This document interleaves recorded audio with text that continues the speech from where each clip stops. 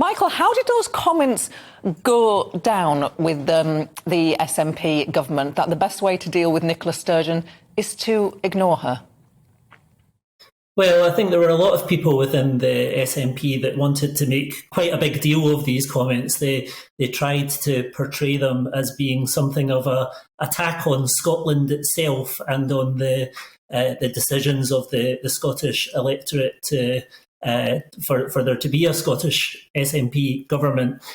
So they very much tried to portray that as an attack on Scotland rather than an attack on Nicola Sturgeon. But of course, from Liz Truss's perspective, she has, during this campaign, been quite forthright in trying to change the relationship with the First Minister in many ways, because previous Prime Ministers have been very worried about saying anything about Scotland. If it comes to devolved areas, be it health or education, they would just never criticise anything that's going on in Scotland because they were pretty frightened of doing so. So I think what's going to change under Liz Truss is that she seems to be willing to be critical and willing to actually say, if things aren't going right in Scotland, then something needs to be done about it.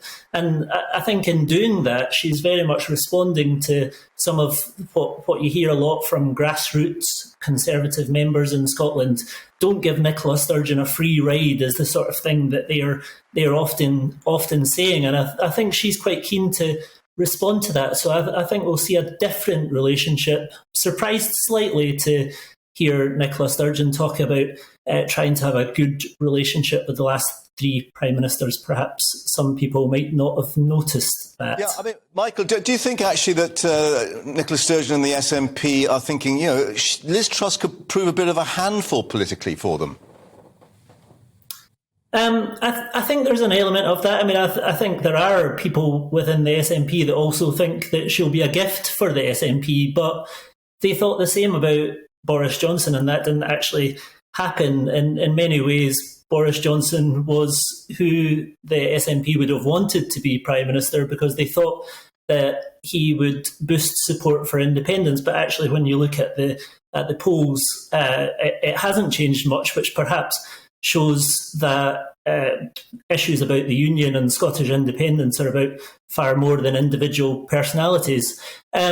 But one thing that perhaps some within the SNP are slightly fearful of with Liz Truss is that she is a straight talker, and that does have something of an appeal to the electorate as well.